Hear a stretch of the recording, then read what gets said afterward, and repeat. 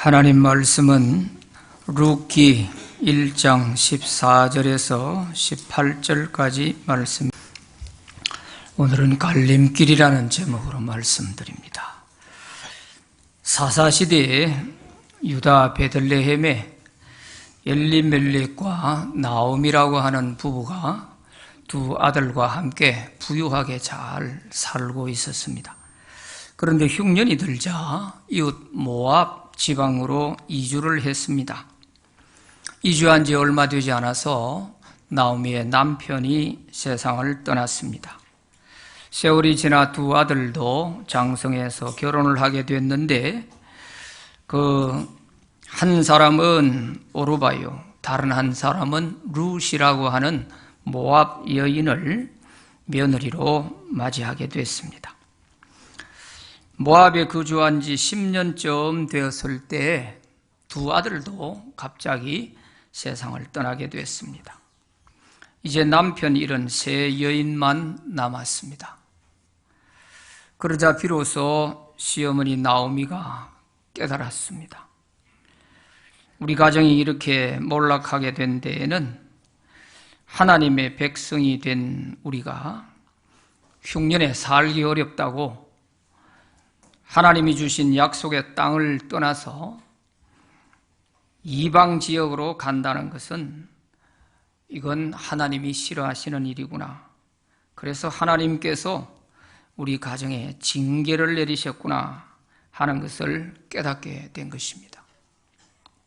그래서 나오미가 이제 유다로 돌아오기로 결심을 하고 돌아오는 길에 아무리 생각해도 이 젊은 두 며느리를 데리고 가서는 될 것 같지 않았어요. 그래서 그 두 며느리에게 너희들은 아직 젊고 그러니 어떻게 남편 없이 평생을 살겠냐? 친정으로 돌아가서 인생을 새롭게 출발해라 하고 권면을 하는 말씀입니다. 룻기 1장 13절 말씀에 보면 내 딸들아, 여호와의 손이 나를 치셨으므로 나는 너희로 말미암아 더욱 마음이 아프도다, 이런 말을 하는 걸 볼 수 있습니다. 하나님께서 자기의 가정에 징계하셔서 이렇게 어려움을 당했고 또 우리로 말미암아서 젊은 너희들까지도 인생을 이렇게 망쳐 놓았으니 내가 마음이 더욱 아프다, 그렇게 말한 것이죠. 이 말을 오늘 우리식으로 좀 바꾸어서 해석을 하면 이렇게 됩니다. 내가 하나님을 믿는 사람으로서 아무리 어려운 일이 있다 할지라도 교회를 떠나지 말아야 하는데 교회를 떠나서 10년 동안 사는 동안에 하나님께 내가 많은 매를 맞았다. 그래서 남편도 죽고 두 아들도 잃고 이 모양이 됐다. 나 때문에 너희들까지 인생을 망쳐놓아서 내가 마음이 더 아프다. 그러니 부디 너희들은 친정으로 돌아가서 좋은 사람 만나서 새 인생을 출발하거라 하고 이렇게 타일른 것입니다.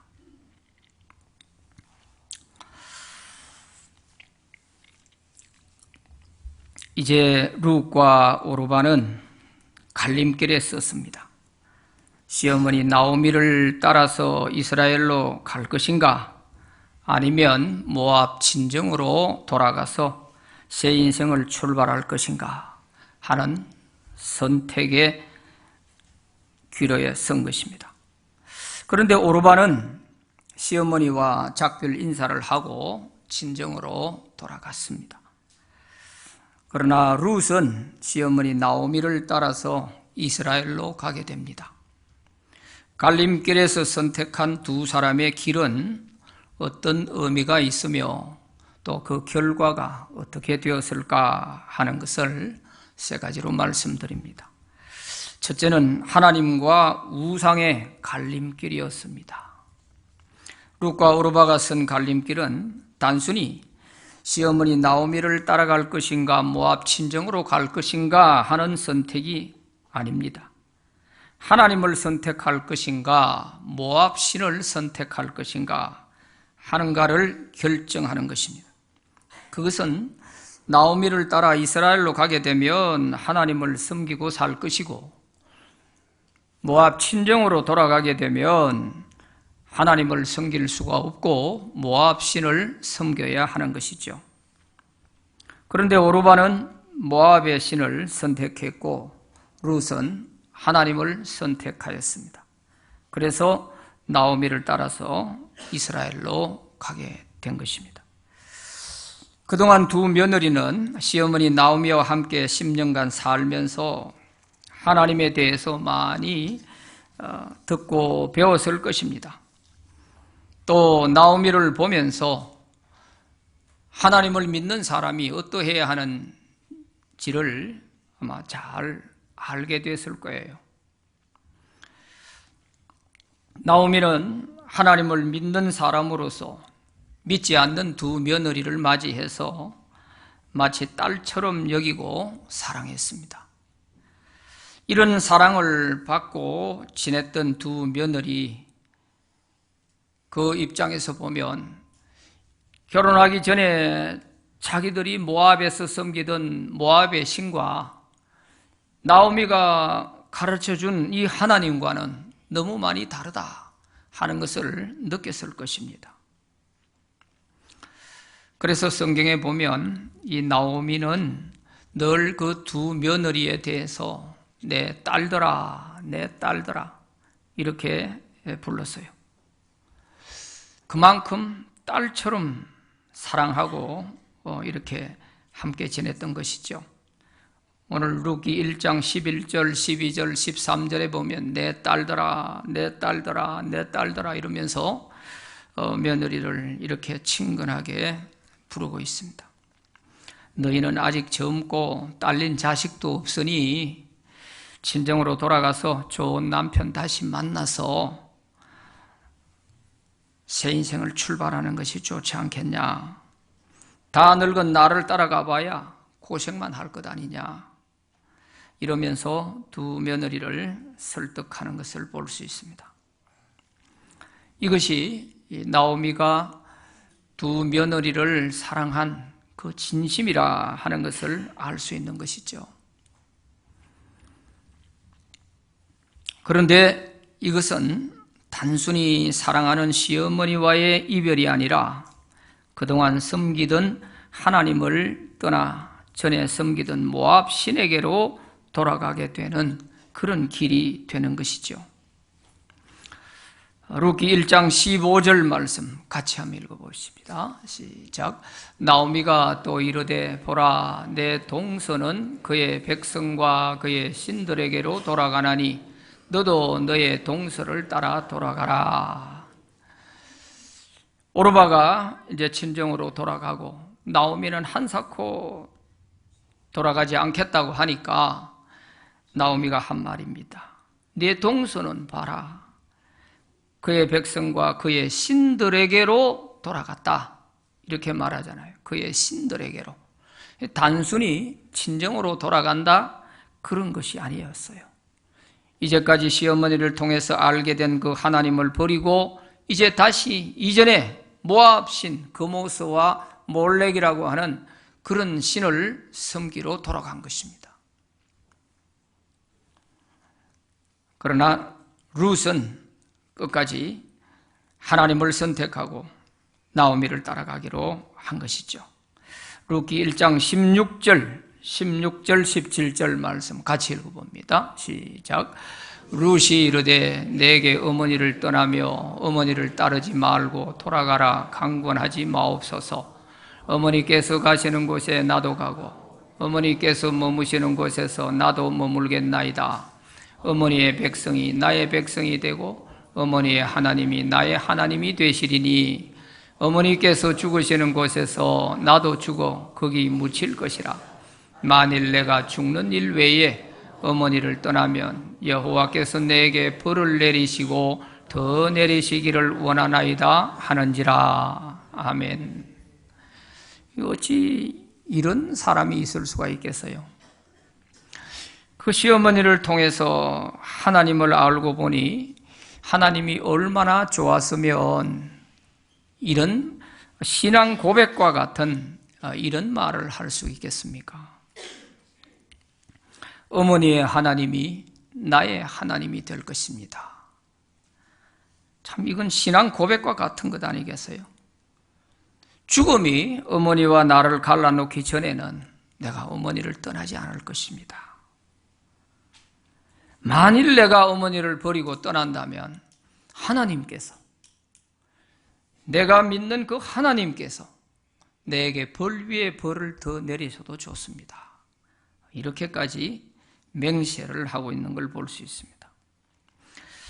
당시 룻은 인간적으로 생각하면 나오미를 따라갈 이유가 없습니다. 그러나 친정으로 돌아가면 하나님을 믿을 수 없기에 하나님을 섬기기로 선택한 것이죠. 이처럼 오늘 우리도 이런 갈림길에 설 때가 있습니다. 하나님이냐 세상이냐, 하나님이냐 물질의 신이냐 하는 이런 선택의 갈림길에 설 때가 있어요. 배우자를 선택할 때 하나님을 믿는 그 믿음을 볼 것이냐, 아니면 돈이 많은 사람, 사회적으로 성공한 사람을 볼 것이냐, 이런 갈림길에 우리가 서는 거예요. 또 직장을 선택할 때에도 돈을 많이 주는 것으로 선택할 것이냐, 내가 신앙생활 하는데 지장 없고 신앙생활 잘할 수 있는 곳으로 선택할 것이냐 하는 이런 갈림길에 우리가 서게 되는 거예요. 또 며느리나 사위를 맞이할 때 어떤 사람을 선택할 것이냐, 신앙생활 잘하는 사람을 선택할 것이냐, 집안이 좋은 사람, 가진 것이 있는 사람, 배운 것이 많은 사람, 이런 사람을 선택할 것이냐, 내가 인정하든 인정하지 않든 그런 갈림길에 우리가 서게 되는 거예요. 그럴 때 우리가 어떤 선택을 해야 될까 하는 문제를 오늘 이 말씀이 우리에게 던져주고 있는 것입니다. 너는 지금까지 어떤 선택을 해왔냐? 너희 딸, 너희 며느리 어떻게 했냐? 다시 한번 우리에게 돌아보게 하는 말씀이죠. 네 다니고 있는 직장 어떻게 해서 선택한 것이냐? 네 배우자는 어떻게 선택한 것이냐? 이걸 우리에게 하나님이 지금 묻고 계시는 거예요. 이럴 때 우리는 하나님을 선택할 수 있는 그런 룻과 같은 이런 믿음의 사람들이 되시기 바랍니다. 사업을 하는데도 동업자를 선택할 때 어떤 사람 선택해야 되느냐? 믿음 생활 잘하는 사람, 나와 함께 할 수 있는 이런 사람을 선택할 것이냐? 자금을 많이 잘 대줄 수 있는 사람을 선택할 것이냐? 중요한 문제예요. 그 사업의 성공과 실패가 여기에 있는 것입니다. 우리는 믿지 않는 자와 멍에를 같이 매지 말아야 되는 거예요. 그래서 우리가 이런 선택의 갈림길에 설 때에 우리는 반드시 하나님을 선택할 수 있는 사람이라야 내게 믿음이 있다는 증명이 되는 것입니다. 요즘 안 그런 사람 어디 있냐고. 세상 사람 다 그렇죠. 뭐 그 사람 전도하면 안 되겠습니까? 너무 쉽게 생각하는 거예요. 너무 쉽게 생각. 그래서 평생을 눈물 흘리며 기도하게 되고 그런 것이죠. 두 번째는 순종과 불순종의 갈림길이었습니다. 갈림길에선 룻과 오르바는 내 부모를 공경하라 하는 하나님의 명령에 순종할 것인가 불순종할 것인가 이것을 선택해야 하는 갈림길에 서 있습니다.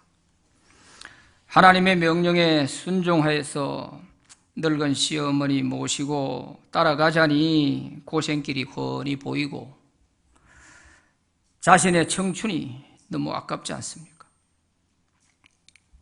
그리고 자신의 행복을 찾아서 시모를 버리고 돌아서자니 하나님께 불순종하는 자가 되니까 마음이 괴로운 것이죠. 두 며느리는 이 순종과 불순종의 갈림길에 서 있습니다. 그런데 오르반은 자신의 앞날의 행복과 평안의 길을 선택해서 하나님을 버리고 친정으로 돌아갔습니다. 그러나 룻은 고생길이 훤히 보이지만은 세상 사람들이 볼 때는 미련하고 바보스러운 선택 같지만 하나님의 말씀에 순종하는 길을 선택해서 망하고 다 늙은 시어머니 모시고 이스라엘로 가게 됩니다. 이처럼 하나님의 말씀에 순종하는 길은 그렇게 쉽게 선택할 수 있는 길이 아니에요. 그야말로 믿음으로 가는 희생의 길이기 때문에 우리가 믿음 없이는 선택하기 어렵습니다. 자신의 안일과 청춘을 생각하는 사람은 결단코 갈 수가 없지요. 그러기에 오르반은 자신의 행복을 찾아 길을 갔고 룻은 하나님을 의지하고 믿음으로 시모 나오미를 모시고 그것도 낯설고 물선 외국 이스라엘로 간 것입니다.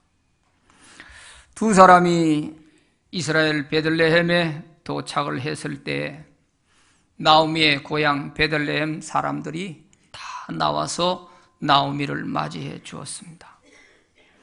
그러나 망하고 돌아온 이들의 모습은 한없이 초라했습니다. 그렇게 잘 살던 나오미의 가정이 좀 더 잘 살기 위해서 흉년에 모압으로 갔는데 왜 이렇게 망해서 돌아왔나? 그러면서 온 동네 사람들이 다 안타까워 여기는 것입니다. 어쩌다 이렇게 됐냐? 이 사람이 나오미가 아니냐? 당신이 어쩌다가 이 모양이 됐냐? 그것도 며느리 하나 데려왔다는 것이 외국 여자 모압 사람을 데리고 왔고 이렇게 초라한 모습으로 온 그 모습을 보면서 온 동네 사람들이 안타까이 여겼던 것이죠. 그래서 나오미가 나를 나오미라 부르지 말고 마라라고 불러달라고. 나오미라는 이름이 기쁨, 즐거움이라는 뜻이거든요. 그런데 나오미의 입장이 지금 그럴 입장이 못 되잖아요.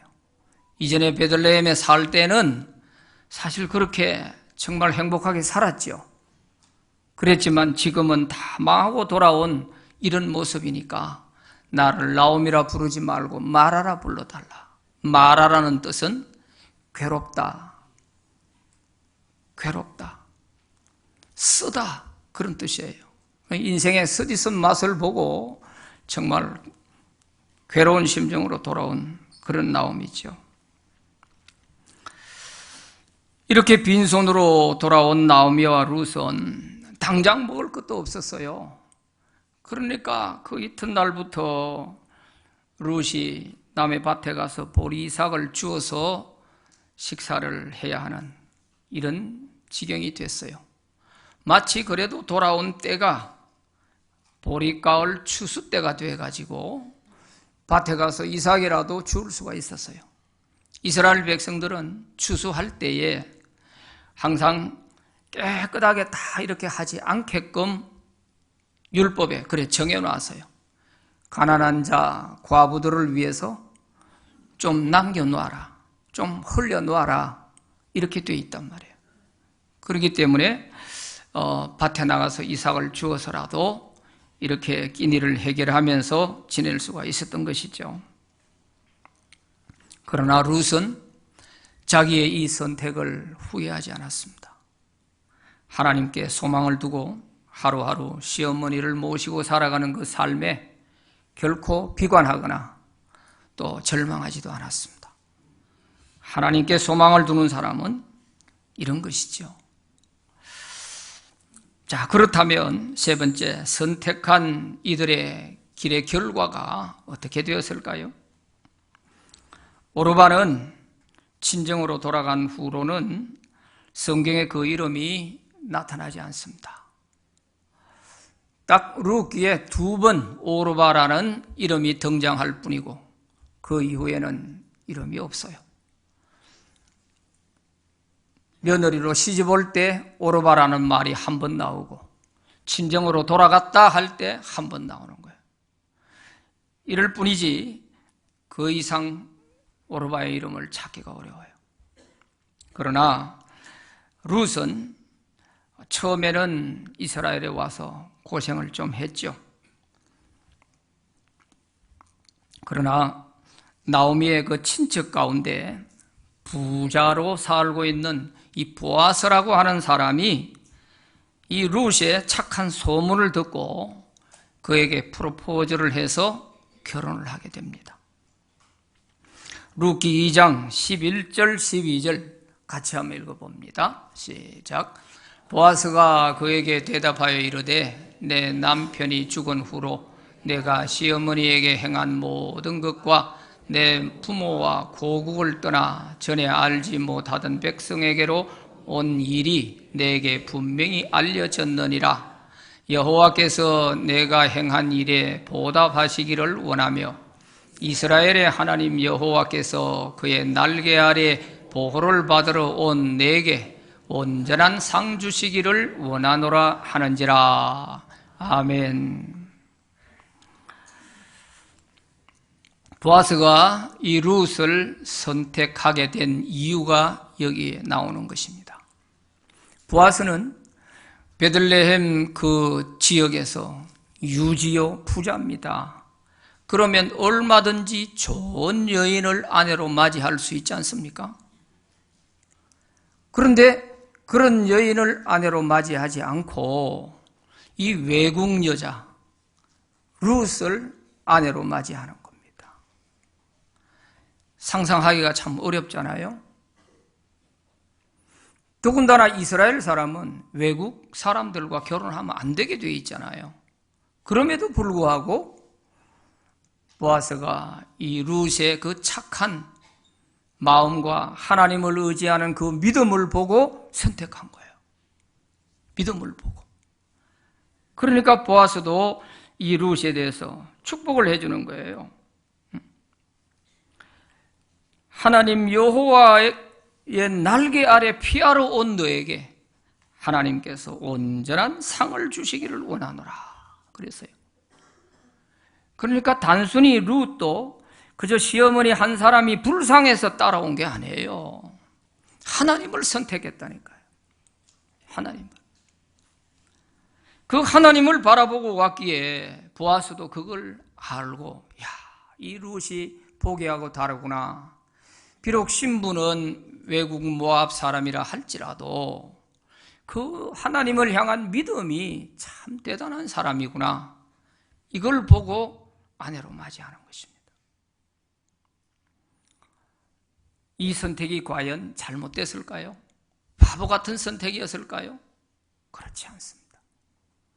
더군다나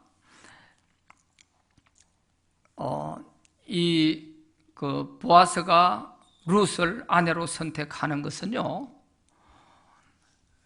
룻이 보아스의 집안으로 시집을 가는 게 아니고 보아스가 룻에게로 장가를 오는 것입니다. 왜 그러냐 하면 이스라엘에는 고엘 제도라고 하는 것이 있어요. 그 가문에 남자들이 다 죽고 그 가문에 대가 끊어지게 되면 그 대를 누군가가 가까운 친척이 대를 이어줘야 돼요. 그래서 지금 나오미의 가정에 남자들이 다 죽어버렸지 않습니까?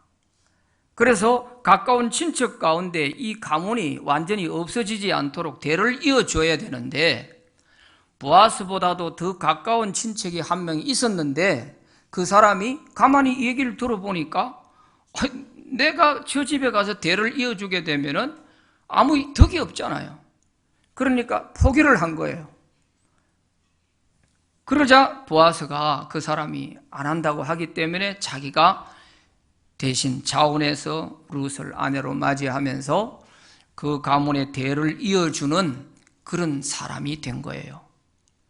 그러니까 룻과 보아스의 그 가문의 대는 보아스의 가문의 대를 잇는 것이 아니고 룻의 이 가문의, 나오미 가문의 대를 이어가는 사람이 되는 거예요.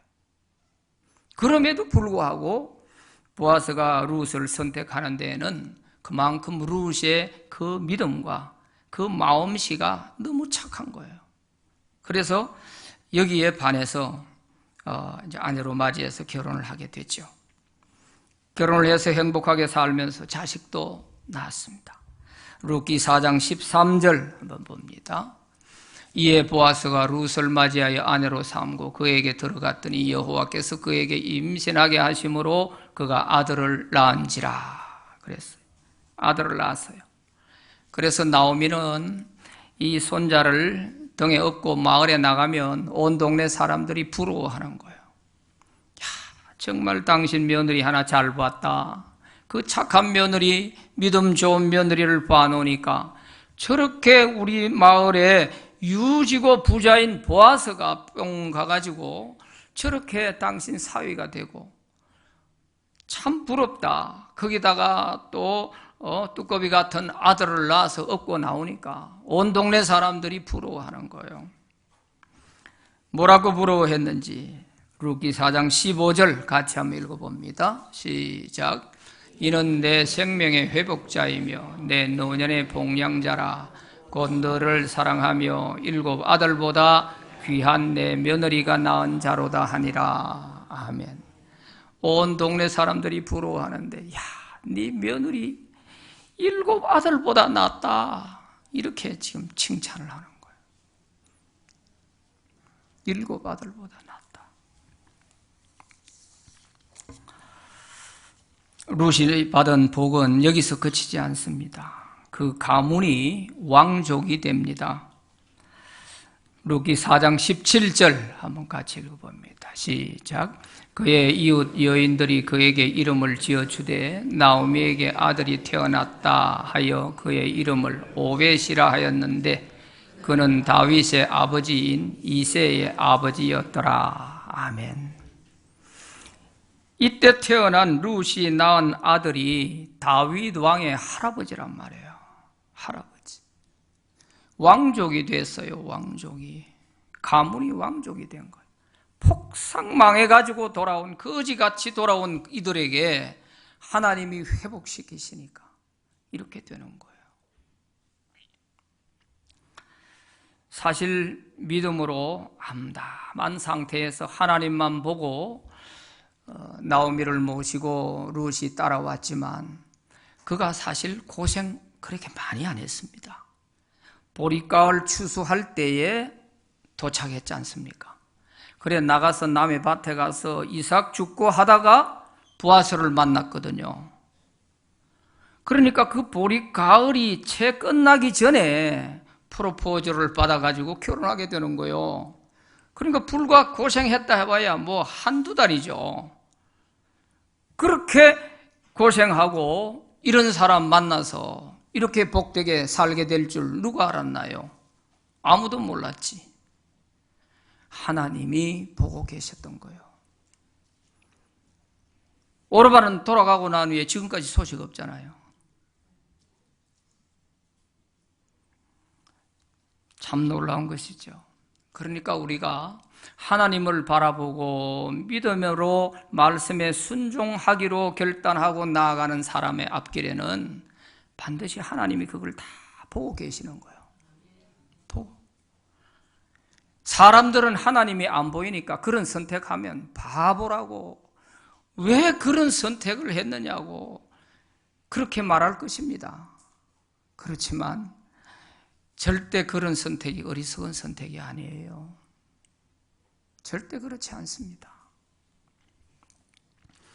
우리 교회도 다문화 가정들이 있지 않습니까? 이전에는 다문화 가정들이 제법 여러 가정이 됐었는데 그분들을 전도해가지고 예수 믿게 하려고요, 이렇게 많이 우리 집사님들이 애를 쓰고 그랬는데 그분들이 가보면은 그 남편들이나 그 가정에서 이 며느리를 바깥에 나가는 걸 싫어하는 거예요. 교회 못 가게 해요. 교회 가가 혹시 또 뭐 며느리가 잘못돼가지고 가정을 뛰쳐나갈까 싶어서 그런지 못하게 하는 거예요. 그래서 뭐 그분들이 조금 이렇게 하다가 뭐 반대도 부딪히고 뭐 이런저런 일로 인해가 다 떨어져 버렸어요. 그러나 교회 나와서 그 다문화 가정의 부인들이 믿음 생활을 잘한 사람들은 행복하게 살고 있습니다. 행복하게. 그러니까 믿음으로 잘 키워놓은 며느리가 되니까 이 룻이 나오미에게 효보가 되고 또 이렇게 하나님께 복을 받는 사람이 되는 거 아니에요. 믿음으로 잘 키워놓는 거예요. 나오미는 가진 거 아무것도 없었어요. 그렇지만 이 룻의 믿음 보고 하나님이 복 주시니까 나오미도 팔자가 피어져 버린 거예요. 나오미가 한 것은 뭐가 있어요? 그 며느리 처음 맞이했을 때 믿는 사람으로서 딸처럼 사랑해주고 가족으로 이렇게 잘 보살펴주고 하나님을 가르쳐주고 한 것 이것밖에 없어요. 이렇게 믿음으로 잘 키워놓으니까 이런 효부 며느리가 되는 거 아니에요.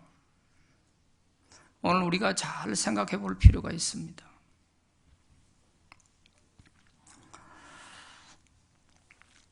이렇게 왕족이 되고 룻은 다윗 왕의 정조 할머니가 되고 여기서 끝나는 것이 아니라 이 룻은 이방 여인의 이름이지만 마태복음 1장에 보면 예수님의 족보에까지 올라가는 여인이 됐어요. 어마어마한 복을 받은 거 아니에요. 이렇게 될 줄 누가 알았냔 말이에요. 그래서 우리가 당장의 눈앞에 볼 때는 암담하고 정말 바보 같은 그런 선택을 하는 것 같지만 하나님을 바라보고 믿음으로 말씀에 순종하겠다 하고 그런 길을 선택해서 가면 반드시 끝에는 하나님의 좋은 복이 따라올 줄 믿습니다. 하나님은 지금도 우리에게 말씀하십니다. 자녀들아, 주 안에서 너희 부모에게 순종하라. 이것이 옳으니라. 내 아버지와 어머니를 공경하라. 이것은 약속이 있는 첫 계명이니 이로써 내가 잘 되고 땅에서 장수하리라. 10계명, 5계명에 있는 말씀입니다. 부모 공경 잘하려고 하면 첫째는 부모님의 영혼을 구원받게 해드리는 것입니다.